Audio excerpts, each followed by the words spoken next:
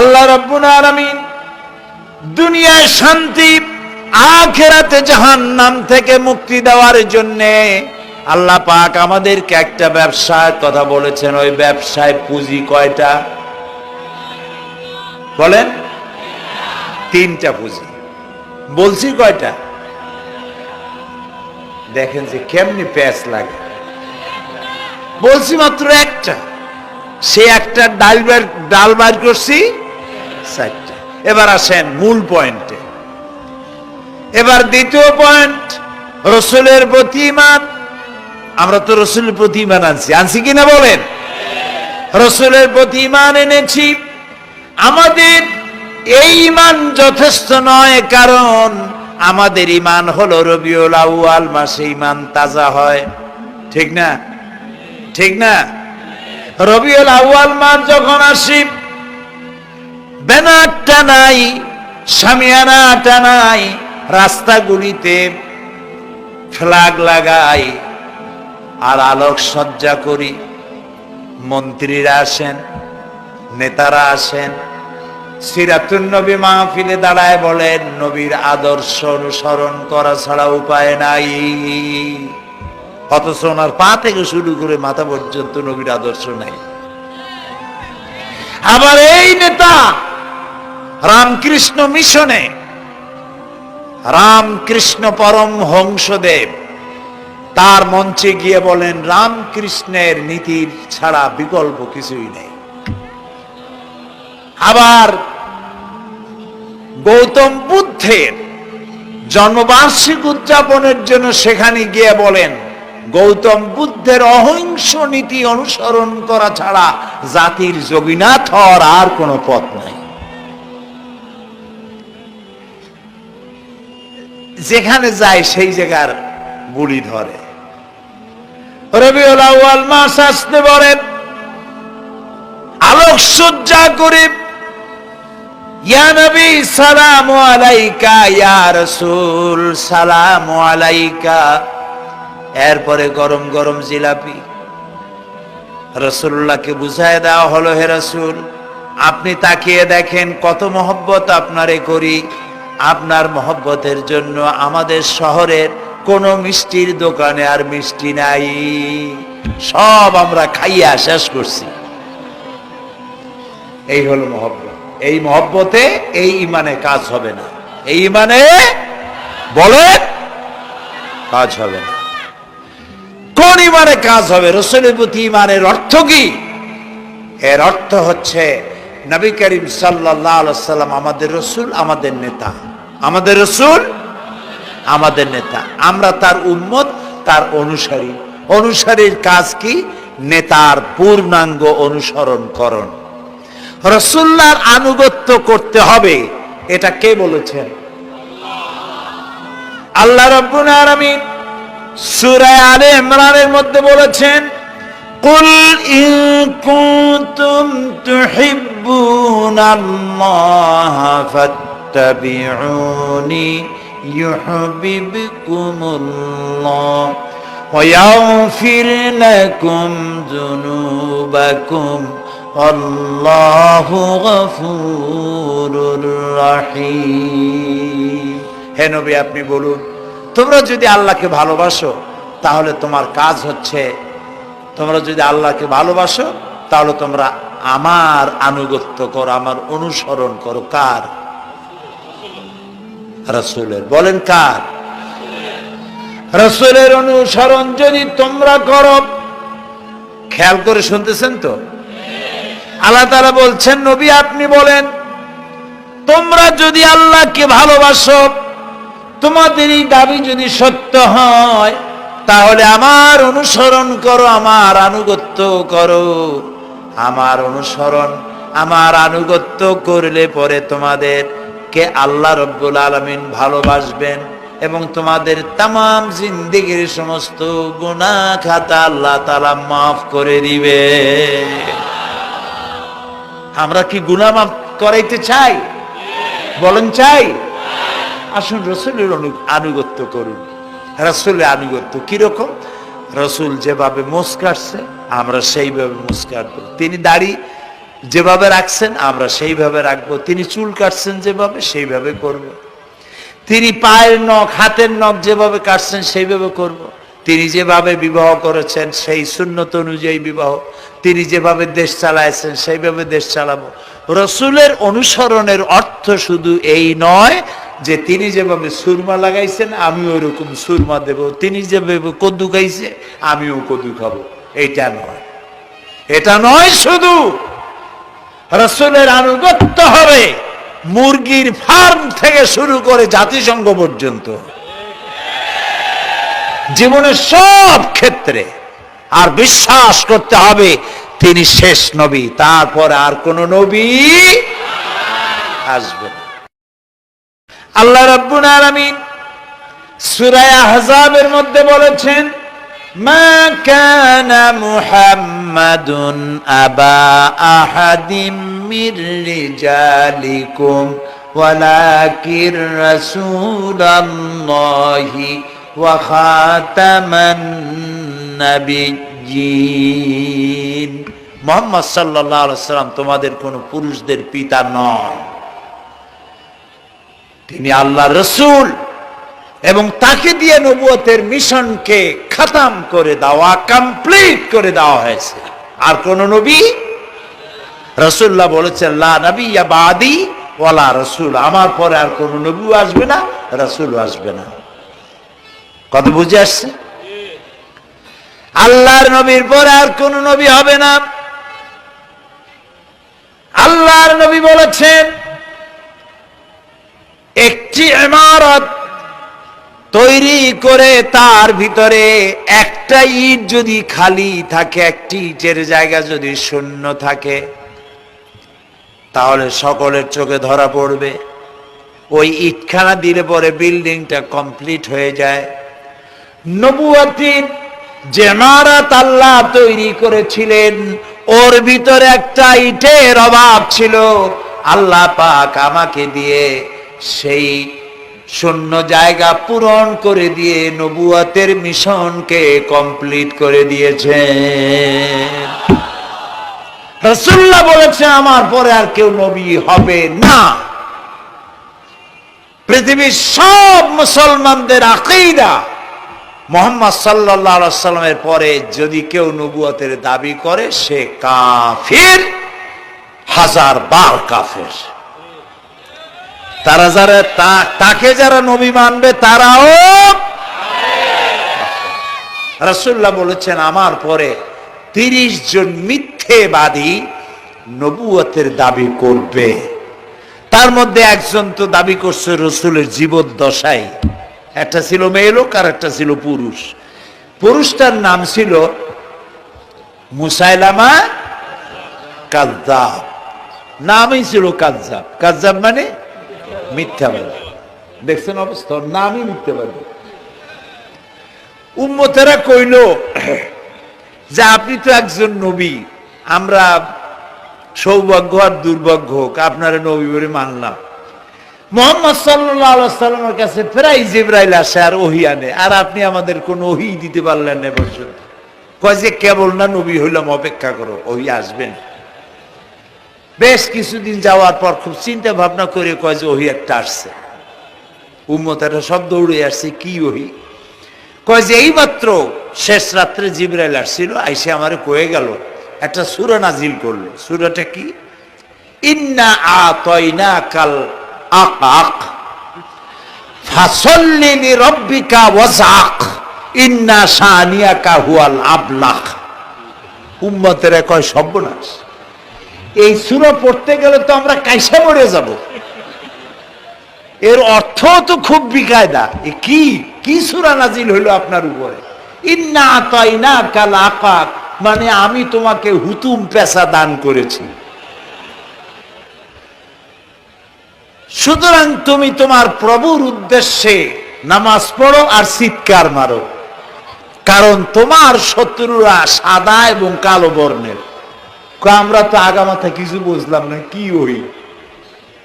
আচ্ছা ঠিক আছে, পয়গম্বর মুহাম্মদ সাল্লাল্লাহু আলাইহি সাল্লামকে তার উম্মতেরা নিয়ে যায় তাদের বাগানে, মাঝে মধ্যে নিয়ে যায়। নিলে পরে যে কুয়ায় পানি থাকে না, শূন্য কুয়া পানিতে ভরে যায়। যে গাছতলা দিয়ে তিনি হেরে যান, যে খেজুর গাছে খেজুর নাই, সেই গাছতলা দিয়ে রাসূল হেঁটে গেলেন, গাছে ফল ধরে যায়। আপনি তো এরকম কিছু দেখাইতে পারেন না। কয় তোমরা তো আমার নেও না, চলো না যাই।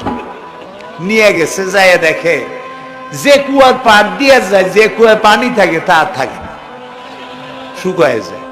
যে গাছ তলায় দিয়ে যায়, ওই গাছে খোরমা থাকলে সাথে সাথে খড়ুগুড়ু ঝরে যায়। উম্মতের কয় কি একটা কপাল পড়ো নবী পাইলাম বাঘে। আল্লাহ তারে শেষ করছে দুনিয়া থেকে, জাহান্নামে চলে গেছে। সেই মহিলাটাও গেছে, সেও গেছে। রাসূলুল্লাহ বলেছেন এইরকম 30 জন মিথ্যাবাদী নবুয়তের দাবি করবে কিয়ামতের আগ পর্যন্ত। গোলাম আহমদ কাদিয়ানী, এ হলো ইতিহাসে আমরা যদ্দ পাই, তার পর্যন্ত 28 জন হয়েছে। মুহাম্মদ সাল্লাল্লাহু আলাইহি সাল্লামের ইন্তেকালের পর ওকে নিয়ে হয়েছে 28 জন। কয়জন হইল? বাকি আছে কয়জন? তাই বলে কিয়ামত যে এই 2 জন হইলি আগামী বছর বা 5-6 বছরের মধ্যে কিয়ামত হবে, ওইটা চিন্তা করেন না। এই পৃথিবীতে একটা লোক আল্লাহ শব্দ উচ্চারণ করার যদি থাকে, কিয়ামত সে পর্যন্ত হবে না। সুতরাং বহুত দেরি আছে কিয়ামতে। তবে ওর মতো আরো শয়তান 2 জন আসবে। গোলাম আহমদ কাদিয়ানী বলল, আমি পয়গম্বর, আমি নবী, আমার উপরে ওহী আসে। তো তার সঙ্গে ওই যুগের বড় আলেম মাওলানা আতাউল্লাহ শাহ বুখারী রহমতুল্লাহ আলাইহি, তিনি বললেন, আচ্ছা তুমি যে নবুয়তের দাবি করো, এই শক্তি তুমি পাও কই? কয় যে আমার শক্তি তো কোরআন, কোরআনের মধ্যেই আছে আমার কথা। কোথায়? কয় সূরা সফের মধ্যে আছে, ইয়াতি মিন বাদি ইসমুহু আহমদ। ঈসা আলাইহিস সালাম আমার ব্যাপারে ফোরকাস্ট করেছেন, ভবিষ্যৎবাণী দিয়েছেন যে আমার পরে একজন আসবে, তার নাম হবে আহমদ। আমি তো সেই আহমদ। মাওলানা বুখারী বলছেন, বেকুব, ঈসা আলাইহিস সালাম যার কথা বলেছেন তার নাম, ঈসা আলাইহিস সালাম যার কথা বলেছেন তার নাম হলো ফকাত আহমদ, আর তোমার নাম হলো গোলাম আহমদ। তাহলে এতে করে বোঝা যায় ঈসা আলাইহিস সালাম যার কথা বলেছেন তুমি সেই আহমদের গোলাম, তো তুমি নবুয়তের দাবি করো কেন? গোলাম আহমদ কয় যে হুজুর, আমার নামের আগে গোলাম বৈশা একটু সমস্যা হয়েছে, ঠিক, তো গোলামটারে যদি বাদ দেই তাহলে তার আপনি আপত্তি করতে পারেন না, আমি আহমদ থাকি আর আপনি আমার উম্মত হয়ে যান। আমি আমার কথা ঈসা আলাইহিস সালাম বলেছেন। মাওলানা বুখারী বলছেন, দেখো তোমার ফতোয়া অনুযায়ী তুমি বলছো নামের প্রথম অংশ বাদ দিয়া শেষের অংশ নিয়ে তোমার উপর ঈমান আনতে, তাহলে আমি, আমার নাম আতা আল্লাহ, তোমার ফতোয়া অনুযায়ী আমার নামের প্রথম অংশ বাদ দিলাম, আতা গেছে, থাকছে আল্লাহ। আর আল্লাহ হয়ে বলছি তোর মতো গাধারে আমি নবুয়ত দেই নেই। এরপর এই শয়তানের মউত হলো কোথায়? বলেন কোথায়? পায়খানার ভিতরে। এই কাদিয়ানীরা, গোলাম আহমদ কাদিয়ানী কাফের, ওরে যারা নবী বলে মানে তারাও কাফের। প্রিয় ভাই সব, পৃথিবীর 48টি মুসলিম দেশ কাদিয়ানীদেরকে নন মুসলিম মাইনরিটি হিসাবে ঘোষণা দিয়েছে রাষ্ট্রীয়ভাবে। সৌদি গভর্নমেন্ট আইন পাশ করেছে, কিয়ামত পর্যন্ত কাদিয়ানীরা মক্কা মদিনায় প্রবেশ করতে পারবে না। বিগত 100 বছরের ভিতরে কোন কাদিয়ানী মক্কা মদিনায় ঢুকতে পারে নাই। আজকে বাংলাদেশে খতমে নবুয়তের আন্দোলন নতুন কিছু নয়, দীর্ঘদিন থেকে এই উপমহাদেশে খতমে নবুয়তের আন্দোলন চলছে। এই আন্দোলন চলবে যতদিন পর্যন্ত সরকারের পক্ষ থেকে তাদেরকে নন মুসলিম মাইনরিটি ঘোষণা না করা হচ্ছে, আন্দোলন চলবেই। এদের লাশ রাস্তায় ফেলায় দিবা, আর 14 কোটি মুসলমান তাকিয়ে তাকিয়ে দেখবে, তা বিশ্বাস করো না। খতমে নবুয়তের আন্দোলন যারা করেন, এই জাতির 14 কোটি মুসলমানের সমর্থন তাদের পেছনে রয়েছে। কাজী তাদের ব্যাপারে উচ্চবাচ্য কথা বলতে গিয়ে ব্যারিস্টার হন, আইনজীবী হন, যেই হন, খতমে নবুয়তের আন্দোলন যারা করে তাদের ব্যাপারে কথা বলতে গিয়ে মুখ সামনে কথা বলবেন। এদেশের মানুষ শহীদ হয়ে যাবে, কাদিয়ানীদেরকে বরদাস্ত করবে না।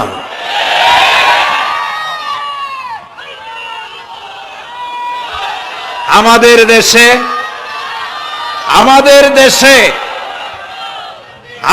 দেশে হিন্দু, থামুন, আমাদের দেশে হিন্দু, খ্রিস্টান, বৌদ্ধ আমাদের দেশের নাগরিক অধিকার ভোগ করে না?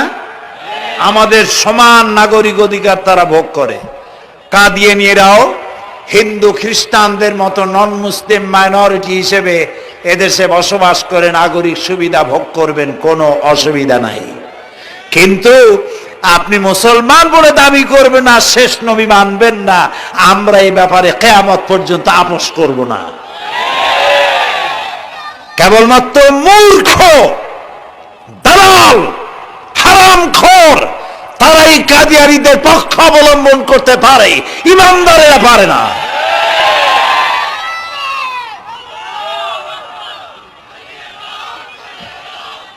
কাদিয়ানীরা যে সব মসজিদ তৈরি করে, এগুলি মসজিদ নয়, এগুলি উপাসনালয়। হিন্দুদের মন্দিরকে যেভাবে আমরা সম্মান করি, ওদের উপাসনালয়কেও সম্মান করি। কিন্তু কাদিয়ানীরা যতদিন মুসলমান নামের পরিচয় দিতে থাকবেন, আমরা আমাদের অধিকার আদায়ের জন্য সুশৃঙ্খল ভাবে গণতান্ত্রিক পদ্ধতিতে আমরা এই অধিকার আদায়ের চেষ্টা করব। খতমে নবুয়তের আন্দোলন কোনো রাজনৈতিক আন্দোলন নয়, এটি আমাদের ঈমানের আন্দোলন। যারা আন্দোলন করতেছেন তারা আমাদের ফরজে কিফায়ার দায়িত্ব পালন করছেন। প্রিয় ভাই সব, রাসূলের প্রতি ঈমান আনতে হলে এরকম ঈমান আনতে হবে, তারপরে আর কোন নবী আসবে না। তারপরে কথা হলো তাকে অনুসরণ করতে হবে, পায়ের নখকাটা থেকে শুরু করে মাথার চুল পর্যন্ত জীবনের সব ক্ষেত্রে রাসূলের অনুসরণ করতে হবে। তিনি সেনাপতি ছিলেন, শ্রমিক ছিলেন, পিতা ছিলেন, নানা ছিলেন, স্বামী ছিলেন, ঠিক না? তিনি রাষ্ট্রপ্রধানও ছিলেন। আজকে যারা ধর্ম আর রাজনীতি আলাদা করেন তারা মুনাফিক, মুসলমান নয়। তারা কি? মুনাফিক। এই জন্য আমাদেরকে মনে রাখতে হবে, নবী করিম সাল্লাল্লাহু আলাইহি সাল্লাম রাষ্ট্র পরিচালনা করেছেন। যারা ধর্ম আর রাজনীতি আলাদা করেন তারা মুসলমান হিসাবে আল্লাহর কাছে পরিচিত হতে পারবেন না। প্রিয় ভাই সব, নবীজি মক্কা থেকে মদিনা এলেন। মদিনা এসে রাষ্ট্রপ্রধানের দায়িত্ব পালন করলেন। আজ তিনি রাষ্ট্রপ্রধান। কোরআন হলো সংবিধান, কোরআনের আইন চালু করে দিলেন। চুরি বন্ধ হলো, ডাকাতি বন্ধ হলো, জেনা ব্যভিচার বন্ধ হয়ে গেল। মানুষ দরজা খুলে ঘুমাবার সুযোগ পেল। সুবহানাল্লাহ, সুবহানাল্লাহ। নবী করিম সাল্লাল্লাহু আলাইহি ওয়াসাল্লাম একটি সুন্দর সুখী সমাজ পৃথিবীতে চালু করে গেলেন। আজ আমাদের ভাগ্য যদি খুলতে হয়, রাসূলের অনুসরণ করি আমাদেরকে রাষ্ট্র পরিচালনা করতে হবে। ইসলাম সন্ত্রাসকে প্রশ্রয় দেয় না। ঠিক না ভাই? আমাদেরকে যারা সন্ত্রাসী বলে, ওরাই তো সন্ত্রাসের দাদা, ওরা সন্ত্রাসের জন্মদাতা। আমাদেরকে সন্ত্রাসী বলো? আমি আমেরিকায় বক্তব্য করেছি, লন্ডনে বক্তব্য করেছি, আমি তাদেরকে বলছি তোমরা আমাদেরকে সন্ত্রাসী বলো? আমাদের দেশে যাইয়া দেখো, তোমাদের এখানে সমস্ত সুপার মার্কেটগুলি সব বন্ধ হয়ে যায় বেলা 4টায়, কোনো মার্কেট খোলা থাকে না। কেন খোলো না? তোমরা সিকিউরিটি দিতে পারবে না বলে খোলো না।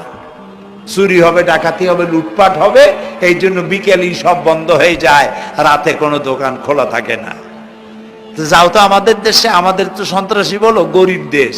আমাদের দেশের বাবুরহাটে, নরসিংদীর কাছে বাবুরহাট, যেটাকে এই দেশের ম্যানচেস্টার বলা হয়, সারা রাত কোটি কোটি শত কোটি টাকার কাপড় চোপড় বেচা কিনা হয়, পুলিশের গন্ধ খুঁজে পাওয়া যায় না, সারা রাত বেচা কিনা হয়।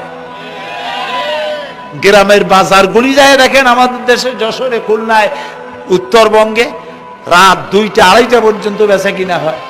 ঠিক না? এই যে আমাদের দেশে আল্লাহর মেহেরবানি, এবারে যে ঈদের সময় ঈদ আর পূজা একসাথে হইল, মুসলমান মেয়েরা, হিন্দু মেয়েরা সোনা দানা গলায় পরিয়া, হাতে পরিয়া, তারপরে বাজারঘাট ঈদের কেনাকাটা, পূজার কেনাকাটা করছে, কোনো অসুবিধা হয় নাই। ঠিক না? আল্লাহর মেহেরবানি, র্যাবে জি যা করার করছে। মক্কা শরীফে, মদিনা শরীফে দেখলাম লোকেরা হাত তুলে, বাংলাদেশি লোকেরা ওখানে যারা আছে, র্যাবের জন্য দোয়া করছে, আল্লাহ র্যাবের প্রতি তুমি রহমত নাজিল করো, আল্লাহ রহম করুন কোন। আমি দেশের যতটা অসুবিধা হয়েছিল তার থেকে অনেক গুণ জ্ঞান হয়ে গেছে, আলহামদুলিল্লাহ, আলহামদুলিল্লাহ। প্রিয় ভাই সব, এই যে আল্লাহ রাব্বুল আলামিন মুসলমানদেরকে পৃথিবীর মধ্যে সব থেকে বেশি শান্তির প্রিয় করেছেন, কোন আলহামদুলিল্লাহ। তোমরা আমার মক্কা যাইয়া দেখো, মক্কা মদিনায় যাইয়া দেখো, আমাদের কও সন্ত্রাসী। মক্কা মদিনায় লক্ষ লক্ষ মানুষ এই যে সব চলে গেছে, এখন কোথায় গেছে? সারা পৃথিবী থেকে মানুষের এখন ছুটছে ছুটছে, পৌঁছে গেছে, আর পথে আছে, প্লেনে আছে, নদীতে আছে, গাড়িতে আছে। সুবহানাল্লাহ, লক্ষ লক্ষ মানুষ চলে গেছে, সবার একই ড্রেস, একই গন্তব্য, একই স্লোগান, লাব্বাইক আল্লাহুম্মা লাব্বাইক। সব মানুষ চলে গেল। আমি 96-তে যখন পার্লামেন্টে আসলাম, প্রথম পার্লামেন্টে এক বক্তৃতার ভেতরে আমি বলেছিলাম যে আমাদের দেশে নেতা নেত্রীরা ওমরা করে, হজ করে। আচ্ছা, আপনারা যাইয়া দেখেন কি করেন, কি আনেন কি? যাইয়া একটু তোয়াব করে আসার সময় আতর আর পাথর, সুরমার খুরমা পকেট ভরে নিয়ে আসে, কিন্তু চোখে দেখেন না। আল্লাহ তাআলা বলছেন, আওয়ালাম ইয়ারাও আন্না জাআলনা হারামান আমিনা। তোমরা কি দেখতে পাও না আমার এই হারামকে আমি কিভাবে নিরাপত্তার শহর বানিয়েছি? সুবহানাল্লাহ। রাত 2:30-3টার সময় চাঁদের মতো সুন্দরী যুবতী মেয়ে একাকিনী, কোন পুরুষ সঙ্গী ছাড়া, নিজের ডেরা, নিজের তাবু ফেলে কাবা শরীফের ভিতরে এসে গেল। লক্ষ লক্ষ পুরুষের মধ্য দিয়ে আল্লাহর ঘর তোয়াফ করলো, তাহাজ্জুদের নামাজ আদায় করলো, এরপরে দোয়া দুরুদ করে কান্নাকাটি করে মেয়ে লোকটি একাকী লক্ষ লক্ষ মানুষের মধ্য দিয়ে নিজের ঘরে ফিরে গেল। কোন পুরুষের একবার তার চেহারার দিকে নজর পড়েছে তো দ্বিতীয়বার তার রূপ উপভোগ করার মতো সাহস কারো মনের মধ্যে জাগে না।